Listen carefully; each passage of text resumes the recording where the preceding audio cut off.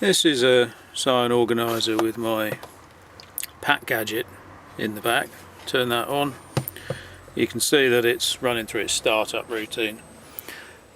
Now that's plugged into one of the side slots of the organiser, and that allows access primarily to data. So you can plug EEPROMs and various things that store data in there, and the interface allows that to get transferred into the organiser. It's quite a complicated interface. It's a sort of parallel data, serial control or serial address sort of protocol, and it allows you to read and write to and from the data storage that's plugged in here. This runs off a Raspberry Pi RP 2040, but it's designed, this interface, for EEPROMs primarily. There's a high voltage supply and so on, so you can program them. There's two of these slots on the organiser, one here, one there, B and C, as you can see someone's labelled here. And there's actually a third slot, and that is in the top. So in there is a very similar, same number of pins, 2 rows of 8 pins, connector. Now that's designed for hardware rather than data storage. It's actually not only the other way round, if you like. This is a female connector and that's a male connector in there. If you can see it in there, there's pins there, sockets here. It's not only the other way round in terms of the connector. It's actually it's a bit weird. It's the same interface, the same signals roughly. There's a few differences between these two slots and the top slot, but they've changed the polarity of the connector for good reason, because the signals are actually in a completely different order. So they're not even remotely the same order. It's the same signals, plus or minus a couple, but you can't just plug this data pack gadget into there and expect it to work. So I thought it'd be nice to plug something in the top, because it'd be nice to actually get some hardware working. So my original prototype board for the pack gadget was this, which has got a big stalk so that you can easily plug it into the organiser. So I took that and made a PCB, which the idea here is that you have a Pico. It's very similar to the pack gadget PCB prototype. You've got a Pico, you've got the level shifters, you've got the connector, you've got a stalk to plug it in, which is a bit redundant. I just used the same PCB layout here. And the level shifters are because there's 5 volts here, and this is 3.3 volts. OLED display, I left that in case I wanted some status messages, and a lot of connections here. Over here I've got 2 latches. There's an output latch and an input latch. They're just 8-bit latches. And here I've got an 8-bit I/O latch which comes from the Pico, so these are Pico GPIOs. And once it's populated, plugged in, programmed, it looks like this. So we've got the Pico probe here to program it, attached to these pins, which I'm going to take off because they're getting in the way there. The OLED display's got a little message on it. That doesn't do anything other than that at the moment. It tells me it's started up, which is quite nice. It's plugged straight in the top. Obviously this stalk isn't needed, and on a final board of whatever type you'd make that shorter, but I just saved time because I knew this probably wouldn't work, it being a prototype, and true to form it didn't.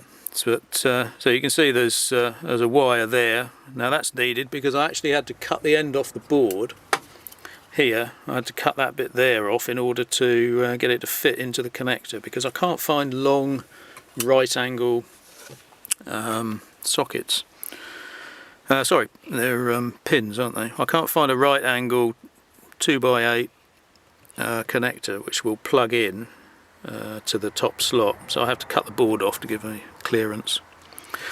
There's also another bodge wire here, and that's a whole different story, but that's caused me a bit of grief.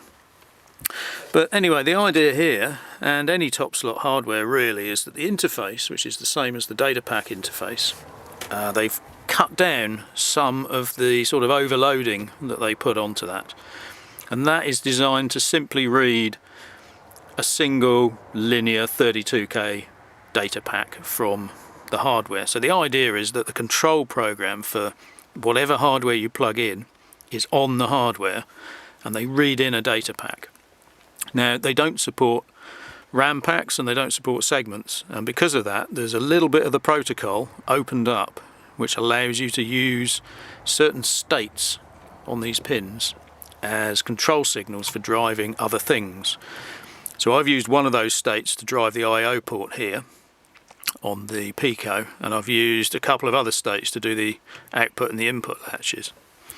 The input latch, I haven't finished the code at the moment. I've had a lot of trouble with one of the signals on the board, and I'll probably do a blog entry about that. But the Pico port works at the moment. That was fairly easy because all that's doing is looking at the interface, and then when it sees a certain pattern of signals it just grabs the bus and sticks it out on the GPIOs. So that's all sort of done in the Pico. And the output latch and the input latch actually look directly at the hardware data bus, and then the Pico just provides a clock pulse to latch in or out, and that I was having trouble with that.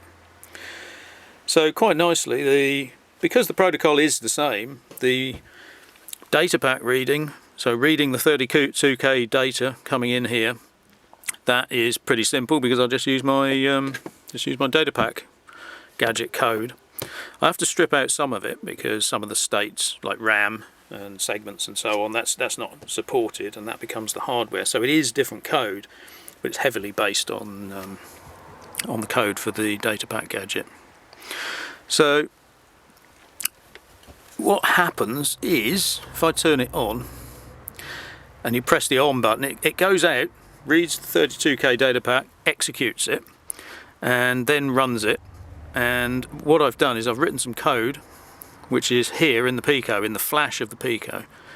So this is acting more or less as an EEPROM chip. And if we scroll down you can see that there are some extra menu options: lat out, and you can output 3 different values, all zeros, all ones, and an alternating pattern. Latch in and Pico out, AA, 00, FF. So they're the 3 different patterns that you can send to the GPIO port, which is this one here on the Pico. And these have been loaded from the code that's running in this Pico. So that's some code which is written in the 6303 assembler language of the organiser, uses a 6303, and it has to be formatted in a certain way to get it to be recognised as a data pack. So it's got various structures over and above the standard 6303 assembly language. So to actually do that, the only assembler around is actually a Psion one that runs on DOS, which is a bit inconvenient. So I wrote an assembler for the 6303 specifically for the Psion environment. So it handles overlays and some various pack constructs. So there's pack addresses versus assembly addresses and so on, which are needed in order to do the assembly side of this. So if I've got 3 LEDs here, let's put those back into, can they be seen? They're a bit dim, aren't they? But you can see there's 2 of them on there. One flashing there because we've got a dodgy contact.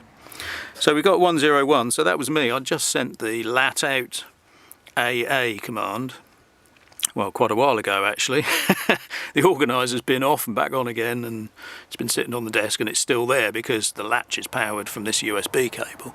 It's not powered by the organiser, so it can stay on when the organiser's off.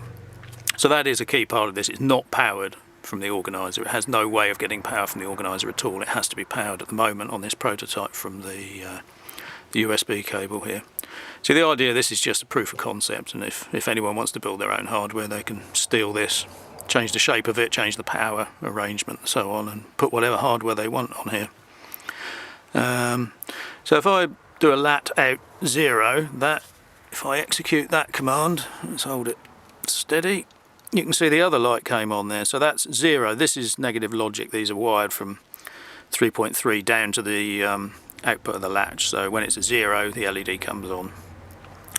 So they're all on. I can then go and do the latch out FF, which is that command. So I just execute that, and they all go off because that's all high and 3.3 volts and high GPIO output. LED goes off. So that's all working.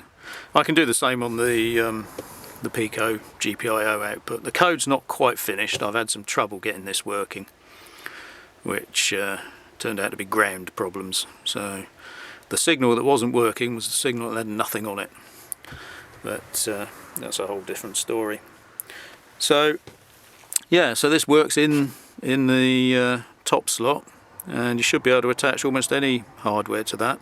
You're a bit limited because it's 8 bits of data, but you could use all sorts of protocols to do various things over this bus. If you wanted a lot of hardware lines, you could use the GPIOs to be a multiplexer and latch banks of hardware latches. The sort of, once you've got this gateway into the top slot, you can do whatever you like over here. You do have to write some 6303 assembler though, if you want the hardware to be supported by a ROM, that is. You could load the code in from datapack if you wanted to. So the code is just stored. The assembler is capable of embedding the object code. There's another extension to the 6303 assembler that I wrote, and you can embed the output code of the program you've just assembled directly in the C code for the Pico. So it's just a one-step assemble and embed, and then you recompile your Pico and you've got the new ROM. So it's a bit like having a flash pack, I suppose, in the top slot. But yeah, another addition to the venerable Psion Organiser.